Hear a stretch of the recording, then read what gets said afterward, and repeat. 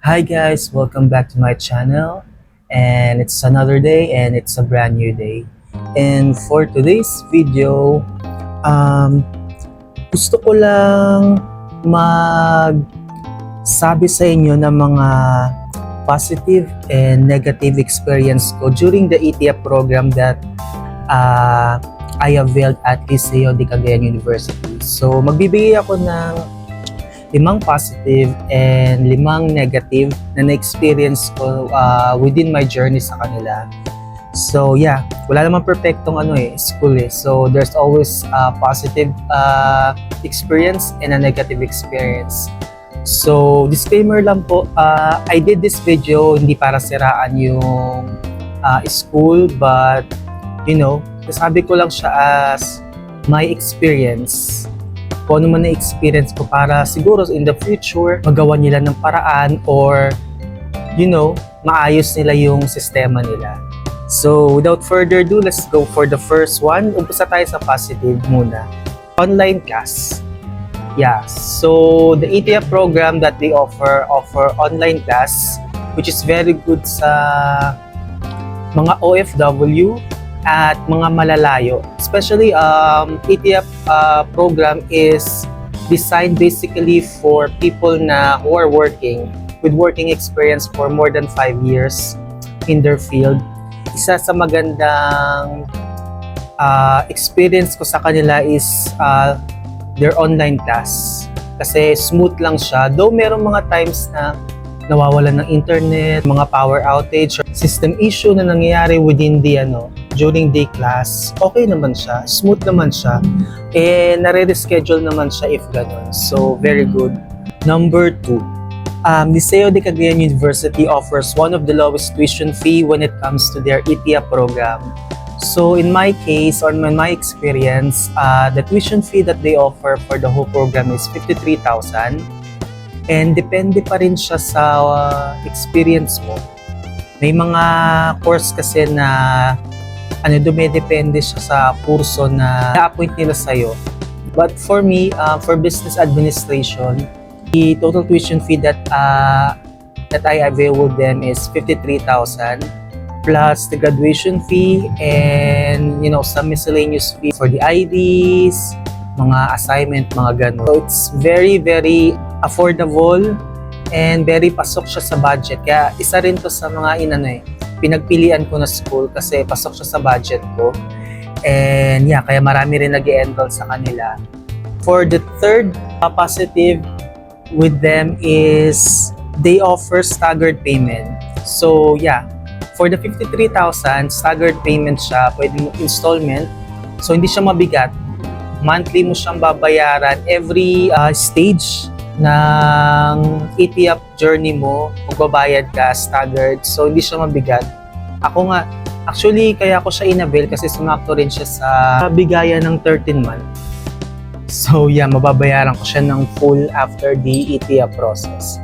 Number 4, positive with them is a fast process of online application. Especially for me na outside CDO and some of my classmates na OFW, very, very fast yung online application nila from the assessment, enrollment, and online class. Very smooth lang siya and the staff are very helpful. So, wala akong naging problema during the online application with them. And for number 5, the staff or the admin is very, very professional and helpful. Especially si Ma'am Janet niyon, siya lahat alos nag-process ng mga applications namin during the ETF journey. And yeah, ang kinagandahan dun, hindi ka nila iiwan sa ere hanggat hindi ka nakaka-graduate. Especially for us outside CDO, mabilis sila mag-reply sa mga sa mga emails mo, dun pag nagtatanong ka sa Telegram, dun sa messaging app nila. And yeah, they were very helpful and isa yun talaga sa pinaka nagustuhan ko. Kasi very smooth and mababait yung mga admin staff. So, hindi ka ma-awkward na humingi ng tulong. Yun ang mga 5 positive experience ko during my ETF journey with Liceo de Cagayan University.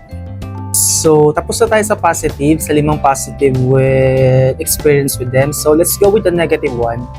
And disclaimer lang po ulit, hindi porket nagsasabi akong negative is gusto ko nang patamaan yung eskwelahan or anything. I don't have any samang intensyon sa pagsasabi ng mga negative experience ko with them. Siguro, this will also help them improve kung ano ang dapat pang i-improve sa process nila.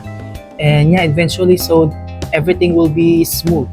And you know, mas maganda na rin yung we have more positive experience na may share natin sa iba na gustong mag-apply sa ATIA program nila. And yeah, I think it's a good thing na rin. Pero yeah, disclaimer lang, we just wanna share the positive and negative experience with them. Without further ado, let's go for the first one. Actually, during the online process, smooth naman siya and everything. Siguro, medyo nagkaroon lang kami ng medyo problema. Una is sa pabago-bagong announcement ng schedule, grad rehearsals, and confirmation na rin siguro ng graduation date. Kasi during the online class, sinabi na sa amin the graduation will be held on April 29, 2026. So, pero hindi pa sinabi na finalized na yun. It was just a tentative date for the graduation.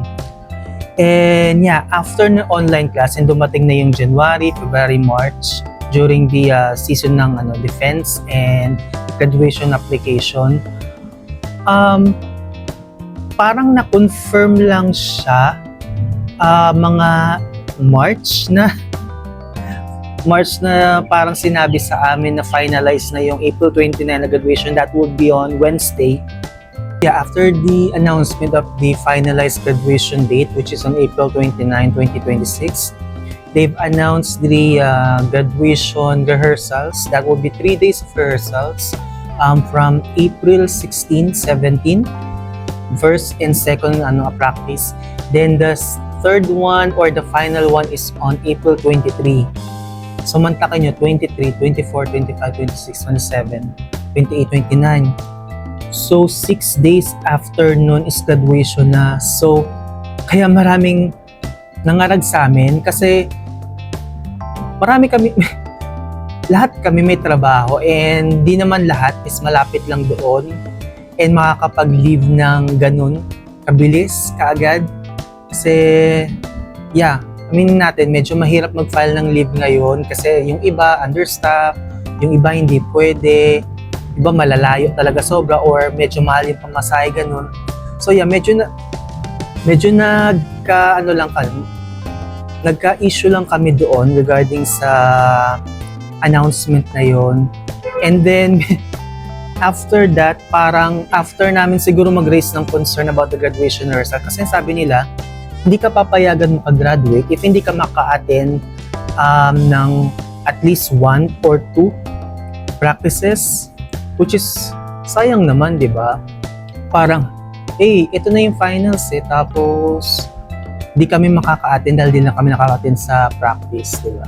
Tapos after namin siguro mag-raise ng concern na yon, during the first rehearsal date that was on April 16, nag-announce sila ng additional rehearsal date which was on a day before the graduation. That was on April 27.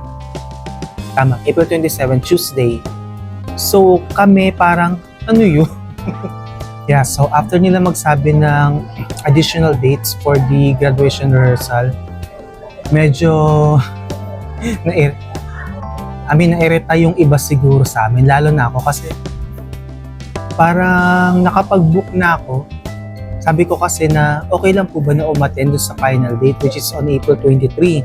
That was a week before the graduation date talaga.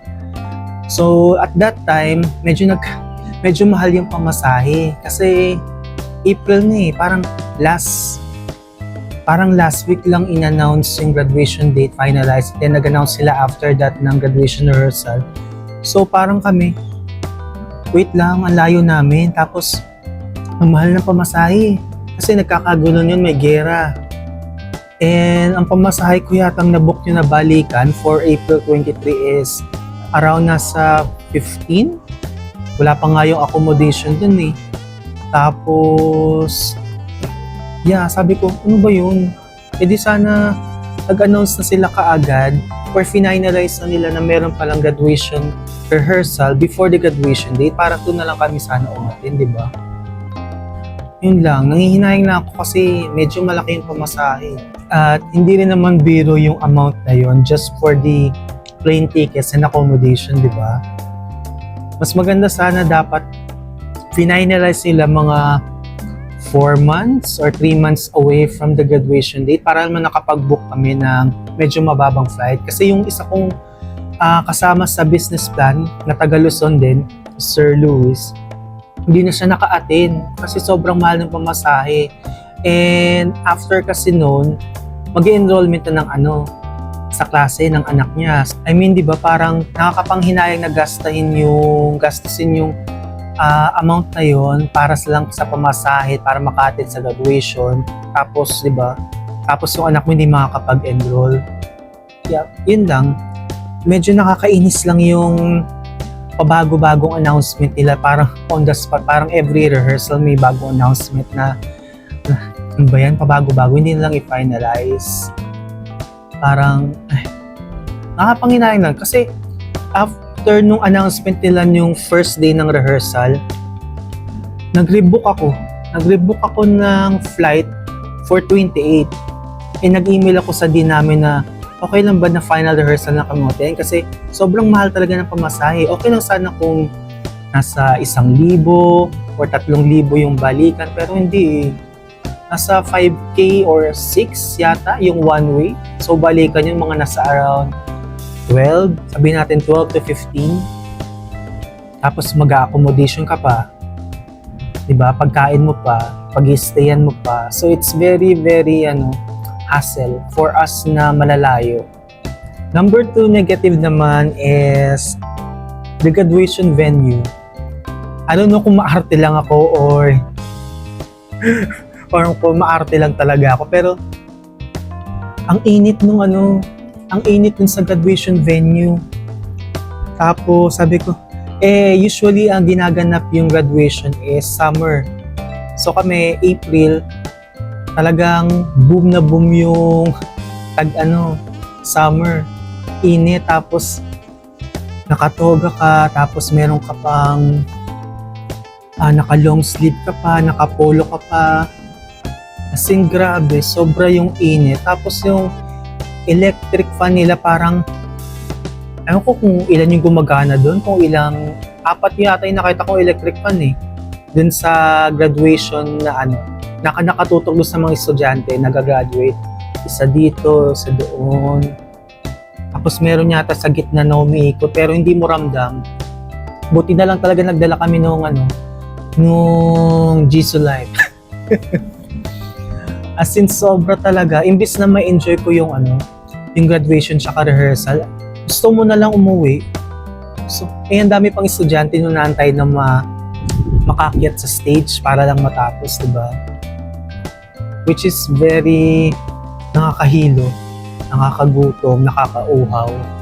Hopefully sa mga next batch, sana naman yung gym nila, medyo luma na rin kasi, sana naman ma-upgrade nila na aircon nila, or they could have just book a different venue na aircon naman para naman ma-enjoy ng mga estudyante nila at ng mga parents lalo. Diba may mga parents silang kasama sa graduation, magpapaypay sila talaga, init na init. Lalo naman kami na naka-formal attire pa, naka-long sleeve, tapos naka-necktie pa, papatungan mo pa ng toga, ay, talagang hilong-hilo na ako. Hindi ko na alam talaga. Imbis na makapag-focus or ma-enjoy ko yung ceremony, talagang gusto mo na lang matapos. Kung meron nga lang fast forward, so, wala ganun talaga Yun lang yung venue nila. Pero yeah, hopefully, ma-upgrade nila. Siguro naman sa dami ng estudyante nag-e-enroll. sa kanila. Kaya naman siguro nila i-upgrade yun, na mapa-aircon naman nila, mapa-close, or they could have made another venue na for graduation. Malaki naman yung siguro yung space nila doon, or sa ibang sa ibang site o sa ibang branch ng school na pwede, di ba? Yung aircon naman kasi talagang nakakahilo siya sobra. But other than that, nakagraduate naman kami. So, sinasabi ko lang yun para hopefully the next batch naman enjoy naman nila yung graduation, na hindi sila nagmamadali na matapos na yung program, di ba? For the third negative is wish sana namin na magkaroon ng additional dates for the graduation pictorial kasi medyo mahal din graduation fee, mga nasa 6 plus, and kasama na doon yung pang graduation pictorial, which is hindi rin naman namin na-avail kasi nga malayo kami, and medyo malayo yung dates ng graduation pictorial pa dun sa date na pupunta kami dun sa school coming from Manila. And yeah, nakakapanghinayang lang. Sayang din yung experience na mapicturean ka na may toga, tapos make-upan ka, maayusan ka, di ba? Parang yung feel mo siya nag-graduate ka. Kasi kami, since malayo kami, nag-DIY na lang kami. So, nagbayad pa kami ng additional na magkano rin yun. Nasa 1K plus para lang sa magandang pictorial, di ba? Sayang lang kasi nasa 1,000 din yung yung graduation pictorial yata yun sa Blueberry. Yeah, or they could have just at least book an accredited na pictorial shop for Luzon, Visayas, or diba? Para papuntahan man lang namin. Akala nga namin sa meron sa Laguna. Kasi may Blueberry din doon Chinek namin. So akala namin magkakaroon sila, pwede kami doon. Pero hindi pala, doon lang pala sa school mismo. Doon lang mismo pwede mag-graduation pictorial, which is sayang lang. Sayang lang yung picture tsaka memories. Hihinayang lang ako. Pero other than that, okay naman. Kasi nakapagpa-picture naman ako. Sayang lang kasi edited, pinatungan lang ng toga. Pero okay pa rin naman. Medyo okay naman yun. Hopefully, pag nakuha ko yung inedit nila dun sa sinend kong DIY, maganda naman. Kaso isa lang yata yun, isang nakatoga ka lang. Wala yung ibang naka-formal attire ka na naka-suit mismo. Yun lang, sayang. Number 4 is hindi ko pa kasi nakuha to yung pina-hardbound namin na business plan, di kagad namin siya nakuha. Akala ko makukuha namin Medyo mahal din yun yung hardbound. So akala namin pagpunta namin doon, dumating kami doon 26 Monday. So pumunta kami ng school, tinanong namin sila Ma'am Janet kung okay na din makuha yung hardbound namin for the business plan. Kaso hindi pa daw. Parang busy yata masyado yung Liceo Press sa pagprint ng mga graduation ceremony para yung parang program mismo. So, sasabihin na lang daw yata kami. So, yun lang. Sayang lang. Sabi ko kumukuha pa namin kung kailangan pa ba namin pumunta doon o ipapadala na lang nila. So, yeah. Sayang lang kasi nag-anlaan kami ng pondo doon, kaming tatlo, sabi na, for memories, tara, magpa-print tayo ng 3 para tagi-isa tayo. Tatlo kasi kami sa business plan group. So, naghati, kanya-kanya kaming pa-hardbound. Kala namin makuha namin. So, yeah, sayang lang. So, last but not the least, number 5, negative is wala silang maayos na system dun sa picture. Sa graduation picture, dun sa before kami umenter ng venue and after namin makuha yung diploma and yung picture sa gitna, yung nakuha na namin yung diploma. May bayad kasi yun na 300 pesos. And ang sabi kasi sa amin, akala ko nga makukuha din kagad Ang sabi kasi sa amin, yung dumating kami dun for the graduation, mga Monday yan. So kasama kasi yun sa announcement nila ng ETIA admin. na pwede kami magpa-picture, magbabayad kami ng 300 para makunan kami for picture ng before, after, and after namin makuha yung diploma. So that was 300 pesos. Kaso sabi nung sa nagpipicture, nagbayad na kami is Monday pa daw mo kuha. Paano yun, di ba? Wednesday yung graduation tapos Monday pa. Babalik na kami sa Luzon. After that, kinabukasan ng graduation. So, yun lang. Until now, di pa rin namin nakukuha. Kasi nga, wala silang maayos na system. Akala namin, kumbaga, pag malayo ka, ipapadala na lang sa'yo. Kasi nung tumawag kami sa kanila, sabi nila, kami daw kukuha kasi hindi daw nila kilala yung mga nasa picture. Sabi ko, wala ba silang system na nakalagay yung number or pagkakasunod-sunod ng mga graduates na pinicturan nyo? Sabi ko, ba't ganun? Ba't kami? Although, nakakuha kami ng picture, pero additional bayad yun parang 150 or 100 or 150 yata yun. Before the graduation, pinicturan kami. Hindi, akala namin kasama yun. Yung sa 300, hindi pala.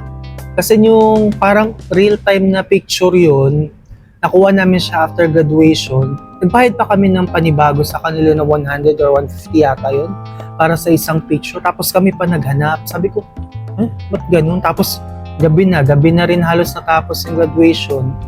Nangihinayang lang ako kasi sayang din yung memories Though sa iba, yung iba hindi nag-avail ko siguro nag-picture na lang sa cellphone, okay na yun. Pero yeah, for other people, memories din yun sayang Tsaka binayaran mo yung 300 So nag-expect ka na maayos mo makukuha yung picture mo na pinaprint. Mas maganda siguro kung may soft copy sila na isi-send na lang or ipopost na lang sa group tapos pipili na lang kami doon tapos kami na lang magpa-print. Mas okay pa yun Siguro mas less pa yung bayad pero yeah, unfortunately until now hindi ko pa rin nakukuha yun. Nakisuyo kami doon sa mga kakilala namin kaso wala hindi naman kami rin taga doon Akala nga namin si Ma'am Janet yung mag-aasikaso doon.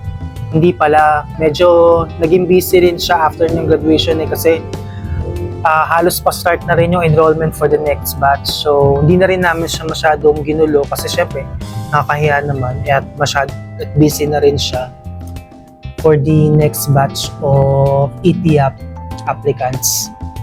So, yun lang. Nanghihinayang lang ako. They could have just make a system para naman hindi hassle sa kukuha ng mga pictures nila, di ba? Parang minsan ka lang gagraduate tapos hindi pa maayos yung picture na lang, hindi pa maayos. Nakakapang inayang lahat, nakakainis. Buti sana kung nandun lang kami, malapit lang kami na lang kukuha, di ba? Sabi sa announcement, they have given us 1 month para kunin yung picture. Sabi ko, sino naman pakukuha sino naman yung pakikiusapan namin na kumuha ng picture namin doon. Hindi naman din nila kami kilala.